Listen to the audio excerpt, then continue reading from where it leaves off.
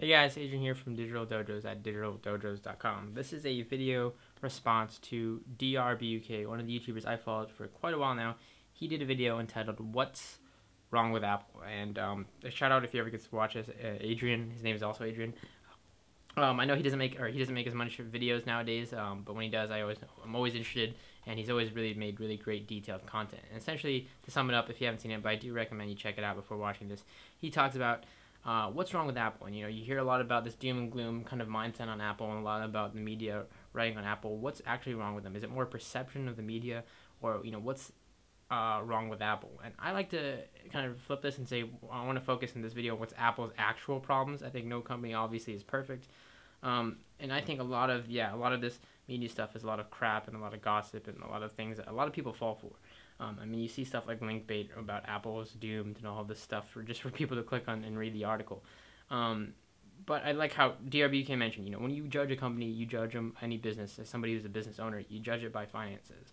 Financial wise, Apple is at the top of their game. Apple is beating tons of other companies out there. But when you're like a company like Apple, not just Apple, but there's tons of other companies like this, when you're so revered and such a big company, you tend to get put on a pedestal. So everything that kind of happens from there on is kind of just amplified times 10. For example, Apple had record breaking, 700, what was like a $700 cap in the market.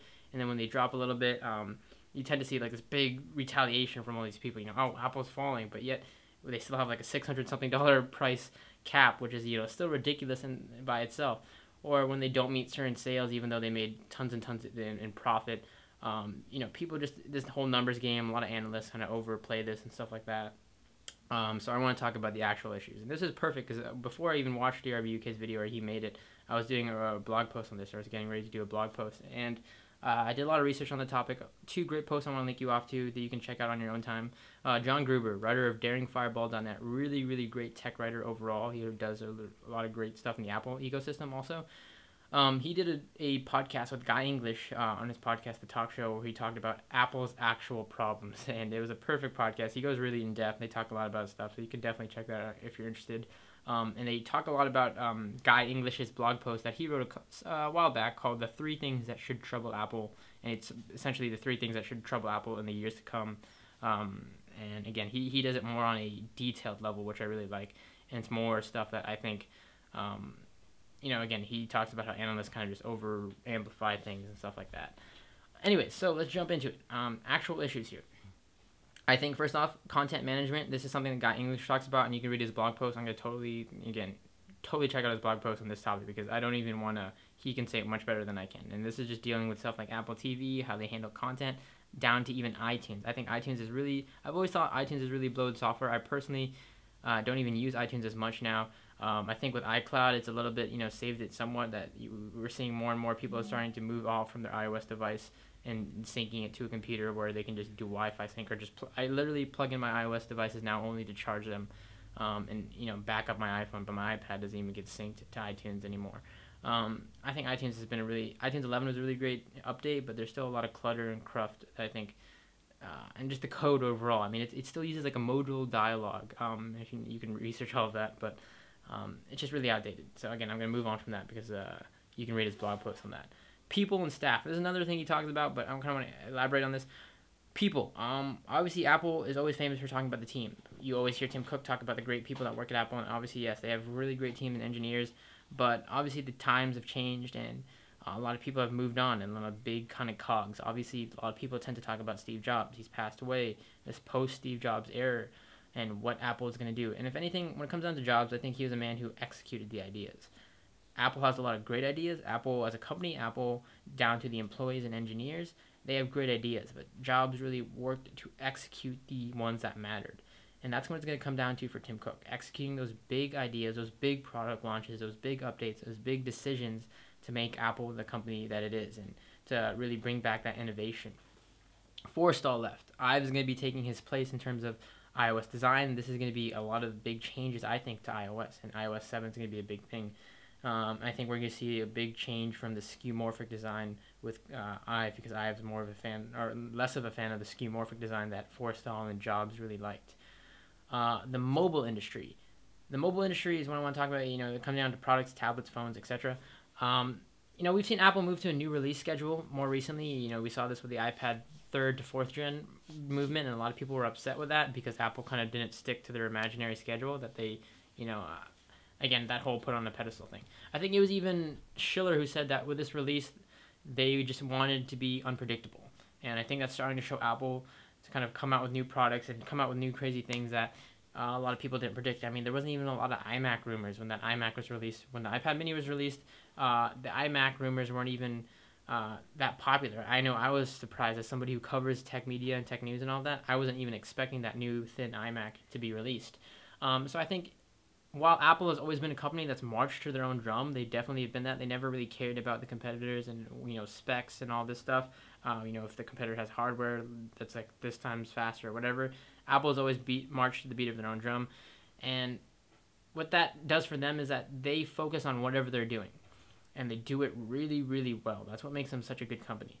They don't kind of focus on all these other people who are releasing more and more phones and faster phones. They just do what they do, and they do it really well. And I think with this new release schedule that they're starting to adapt, I think we're going to see more and more iterations of better products.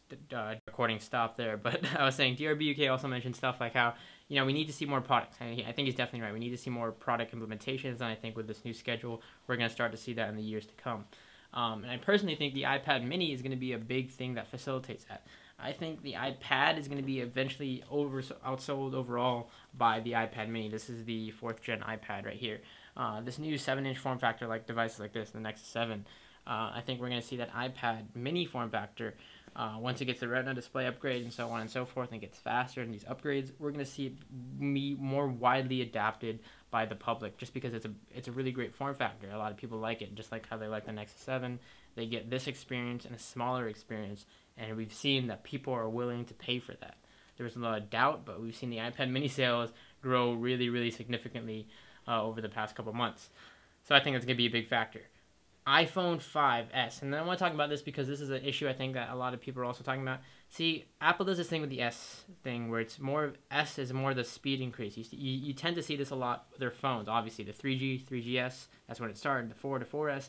These are speed incremental upgrades, camera upgrades that don't change the phone as a whole. Just small hardware upgrades that allows Apple to focus on the same phone, but focus on doing only small upgrades and keeping it at the same price. Like I said, the 4 to 4S, we saw that camera upgrade and all these the processor, and we saw this with the 3G to 3GS. But I think that's also a limiting factor. That's also a limiting factor in the fact that, obviously it takes more work when you're jumping from the 4S to the 5, the 3GS to the 4, because it's a whole new hardware. It's a whole new phone. It's a whole new design. It's a whole new internals, etc., etc., etc. And I think in this market right now, currently, Apple can do the 5S, and there's a lot of rumors saying whether or not they will. I mean, big sites like iMore, which are really key on these rumors, don't even know. They talked about whether or not Apple is going to do this 5S thing because it's kind of a weighing out. If they do the 5S, that may be their limiting factor. That may not be enough for them right now to stand out in a market that is so flooded with these new, bigger and greater phones out there. These new, faster and better phones out there that are just increasingly getting better and bigger and et cetera, et cetera. So the S may be a limiting factor. So is it time for Apple to kind of just jump from the 5 to a whole new phone, the 6? Not meaning, maybe they'll keep that same form factor, but implement really big new things like, NFC, for example, or just big things that can really change how we use the iPhone hardware-wise. That's going to be interesting to see. Lastly, going into iOS also, I think a lot of people talk about iOS. iOS 7, I think, is going to be a big, big thing for Apple and how things will play out for them in the years to come. Like I said, with iOS taking over, iOS 7 is going to be a big upgrade, and whatever the next big phone is for them, it's going to obviously be implemented with iOS 7. It's going to coincide with that release. I think with iOS 7, they need to update the UI in a subtle Apple-like way. And what I mean by that is I don't want to see big changes. A lot of people argue for big changes in iOS, like huge changes like widgets and all this crazy stuff that Android has. I like what John Gruber said in that familiarity, I think it was him, I may be misquoting him, but familiarity is a function or feature. People know how to use iOS. While yes, it's definitely stale. I totally agree. It's stale, and there's a lot of great things Android's doing that Apple really needs to look at and implement or start implementing bigger and better things. yeah, they need to implement new features. They need to implement new features in iOS, but I think UI wise, they need to update subtle stuff. Make a little bit of changes to the home screen and how we handle icons and stuff like that. But not a dramatic. People are thinking that we're gonna get a dramatic overhaul. Apple appeals to the masses, and a lot of people tend to forget that. A lot of people know how to use iOS devices that don't even know how to use iOS devices. I know that sounds weird, but it's such a familiar layout that you see kids who can use this. You see little kids who can use it. You see older people. Not to say that people don't have issues with iOS. I'm sure they do, but I just feel like throwing on all this stuff that people want to see in it will just totally kill the experience of iOS. A lot of people want all this customization and stuff like that. That Apple isn't. You won't see Apple implement again just because it's not trying to appeal to just the power users. It's trying to appeal to the masses. The people who aren't as tech savvy. You don't want to give them all this crazy stuff like Android offers. Like if I give my Nexus 7 to a lot of people, they don't know what to do with it. They don't know how to navigate it. They don't know how to do certain stuff because again, it's not that familiar to them. So yeah, I think iOS 7 is going to be a big thing. Lastly, just going into the ecosystem. DRBUK talked about this. Jobs is famous for saying that technology alone isn't enough. It's technology mixed with liberal arts. And that was really great. They focus more on experience. It's about the experience of technology. And if anything, Apple has shown that specs don't really matter. They don't focus necessarily on specs. I mean, the iPad mini, for example, kills this in real experience gaming performance. This has better specs on the board, on the Tegra processor, all that. But I've used it in comparison with an iPad mini. The iPad mini running games like Real Racing HD and on my iPad, you definitely see the lag and the smoothness on the iPad mini versus this. And the iPad mini has dated hardware. So specs don't really matter. It's that combination of hardware and software and all of that and experience, and how DRBUK said that experience may not be enough right now. Experience may not be enough for Apple right now. They may need to do something bigger than just bet on the experience, and I think that's true. I think they need to take bigger leaps like they're used to doing in the past. We need to see bigger leaps from Apple right now, and not just say completely forget about the experience, but take big risks, and that's something Apple is really known for doing. And I think if they can do that, if they can implement much better hardware, new hardware, whether or not that means a bigger screen in the iPhone, whether that means a Retina display in the iPad mini, whether that means an Apple TV or a Apple iWatch, who knows? It may be a whole new product. It may just be a subtle upgrade into something that we never knew we needed. And if anything, Apple is really good at making us want something that we never knew we wanted and or needed. The tablet, for example, all of this stuff. So who knows what that means, what it is outside of the experience that Apple needs to do. But yeah, I think Adrian's right in the sense that we can't just have this experience relying on experience, because right now it's not enough in the current market we're in. I don't think Apple will fall to Android anytime soon just because they have that ecosystem.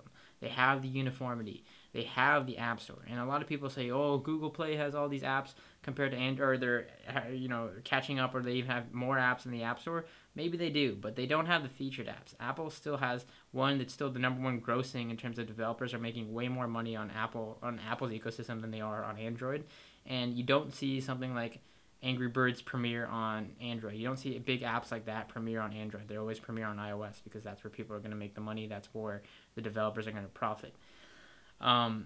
So they still have that going for them, and they need to take that, and they can't just rely on this app ecosystem to ride them through the next couple of years. I think they need to really implement something new, and it's crazy to see the shift. I mean, when the iPhone first came out, it had no 3G, it had no App Store, it had no etc. etc. etc. It was just something that was really a really great experience to have. The first iPhone in hand, and the crazy touchscreen technology, the capacitive touchscreen, and all this stuff they implemented, the smoothness of scrolling and all that. That was the experience we got. We didn't even have the App Store, etc., etc., etc. Again. And then we did have the App Store, and then now that's what Apple has kind of been riding on since then. We have that App Store. We have a really great market. So back then, it's funny to see that people weren't even interested in having an App Store at first, and then it came in, and then people never knew what they were missing. And then now, I think the App Store isn't going to be enough. We need to have great new hardware on top of these new phones, like the iPhone 5 here. We need to pair it with great new hardware and offer a lot of new features. And on the software end, to implement a lot of cool new things. Like I think something as simple as in iOS 7, I think as redesigning all the stock apps would be something to start with, making those better. Again, that goes hand in hand with experience and stuff like that. Really interesting topic. I know this is a really long video, but something I think is really interesting and I've done a lot of research on. So I'd love to hear what you guys think. Comment below if you're interested. If you have any opinions on it, make a video response. I'd love to hear what you guys think. What do you guys think Apple's issues are? What are your main issues do you think that Apple has right now and in the foreseeable future? I think a lot of this crap about that a lot of people talk about is there's a lot of crap out there about Apple's problems, and it ranges from people saying, oh, their things are too expensive to, insert excuse here. Apple is profiting right now. They're really profitable. They're a huge company. Their Mac lineup is doing decent. Their mobile lineup is doing great, obviously. It's only gonna, definitely they have the potential to fall. Any company has that potential in the years to come. So it's interesting to see what they'll do and what they'll iterate and what they'll innovate in the years to come. Anyways, guys, thanks for watching. Hope you enjoyed. Don't forget to check out digitaldojos.com. I sincerely thank you for if you got this far in the video. I sincerely thank you for watching this far. Like the video if you enjoyed, and I will catch you all in the next one. Thanks for watching.